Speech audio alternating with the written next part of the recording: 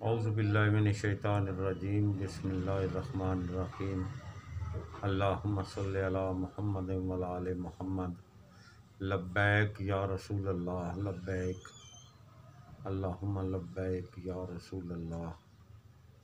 दोस्तों, जैसा कि आप सबको मालूम है कि एक बहुत बड़े आलिम, आशिक और वफ़ादार इंसान अल्लामा ख़ादम हुसैन रिज़वी हमारे दरमियान नहीं रहे।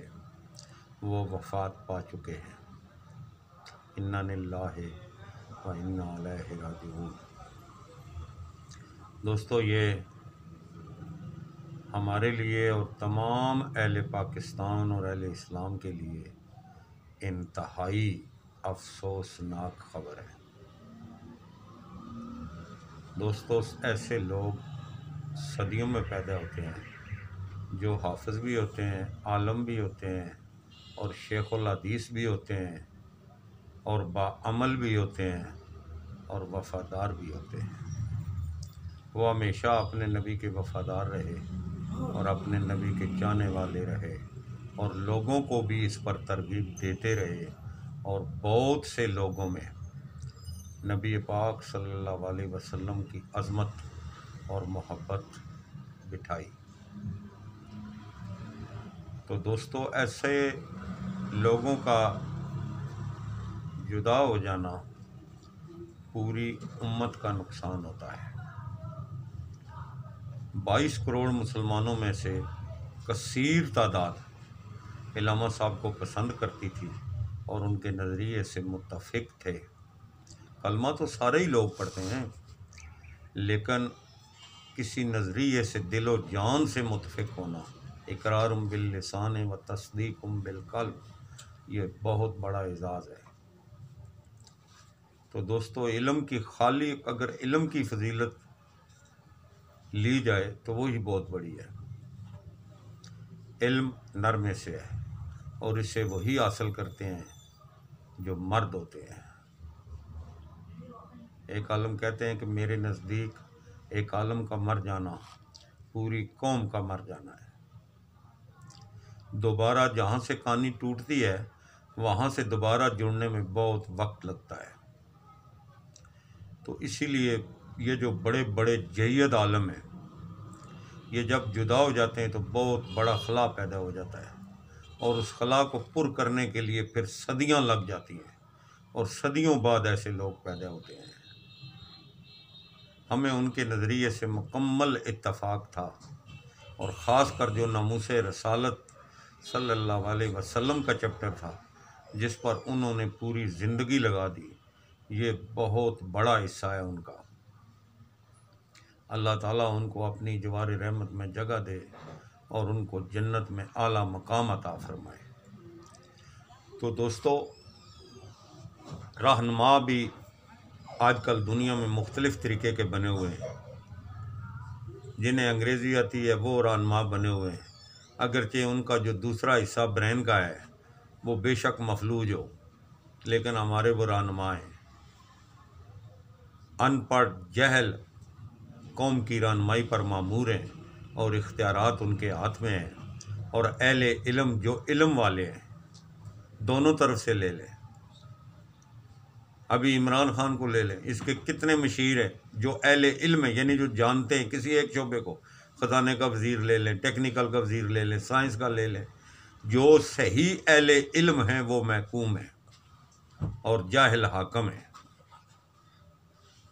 यही हाल गद्दी नशीनों का भी है और यही हाल अहले इल्म का भी है। ये जो बड़े बड़े ईदी कितना बड़ा इल्म आलिम था और बड़े बड़े लोग उसके माताहत थे। इसी तरीके से बहुत सी बातें हैं जहाँ अहले इल्म महकूम है और उनका खुल कर इल्म की रोशनी में काम नहीं करने दिया जा रहा। इसीलिए हमारी कौम निजात नहीं पा रही, क्योंकि जहल जहलियत के ही काम करेगा और आलम इल्म वाले ही काम करेगा। खैर सवाए अल्लाह वालों के किसी और दर से नहीं मिलती। जो अल्लाह वाले हैं उनके दर से ही अच्छाई की तवक्का है। तो इसीलिए इस्लाम ही वो वाहिद रास्ता था जिस पर चलकर बनी नौ ने निजात पाई, और कोई जगह ऐसी नहीं है जहाँ पर मुस्लिम सलातीन आलम ना पहुँचे हो। एक ज़माना तो वो था कि जब कोई आलम फतवा जारी करता था तो बादशाह भी थर थर कांपते थे उस फतवे से। बेशक आज भी वो है मौसम, लेकिन उस जैसा अमल आज नहीं है। इसीलिए हमने उलमा के पीछे जाना छोड़ दिया और जाहिल लोगों से इंटरेक्ट हो गए और उन्होंने अपने पीछे लगा लिया, और हम गलियों, सड़कों, तालाबों और बड़े बड़े जिम खानों और बड़े बड़े हॉस्पिटल, दवाई बेशक मिले या ना मिले, इस पर अपनी रकम ज़ाया कर दी और इंसान बनाने में कुछ भी न लगाया। इंसान बिगड़ते गए, इमारतें, सड़कें और बड़े बड़े जिम्नेजियम ये बनते गए। तो इसलिए हमारा बहुत बड़ा नुकसान हो चुका है। तमाम लोगों से अपील है, जिस भी फ़िरके से तल्लुक़ रखते हों, इससे कोई गरज नहीं है। गरज यह है कि जो आपका लीडर है, जिसको आप फॉलो कर रहे हैं, जिसकी आप बात मान रहे हैं, जिसके पीछे आप जान लगा रहे हैं, वो किस किरदार का है। क्या उसके पास दीन और दुनिया दोनों का इल्म है या सिर्फ दुनिया का इल्म है? अगर सिर्फ दुनिया का इल्म है तो वो भी नुकसानदेह है, और दीन के इल्म में तो दुनिया और दीन दोनों ही आते हैं। तो अल्हम्दुलिल्लाह जो हमारे लीडर ख़ादम हुसैन रिजवी थे, वो दीन का इल्म भी रखते थे और दुनिया का इल्म भी रखते थे और बाअमल आलम थे, और हमें फ़ख्र है उनको वोट देने में और उनको अपना लीडर मानने में फ़ख्र है। अब बिलावल साहब वाले भी तो लीडर मानते हैं, वो भी कल फ़ख्र करेंगे। इसी तरीके से और भी लोग हैं, नवाज शरीफ भी है, शहबाज शरीफ भी है। ये कितने बड़े आलम हैं? कोई आलम नहीं है। ये सिर्फ दुनिया के मुतल्लक जानते हैं, वो भी कम, ज़्यादा मशीरों के मशवरे पर ही चलते हैं। ये अपने इल्म और अक्ल से, इसीलिए ये बड़े लीडर नहीं बन सके। वज़ीर-ए-आज़म बन जाना कोई बात नहीं पैसे के ज़ोर से।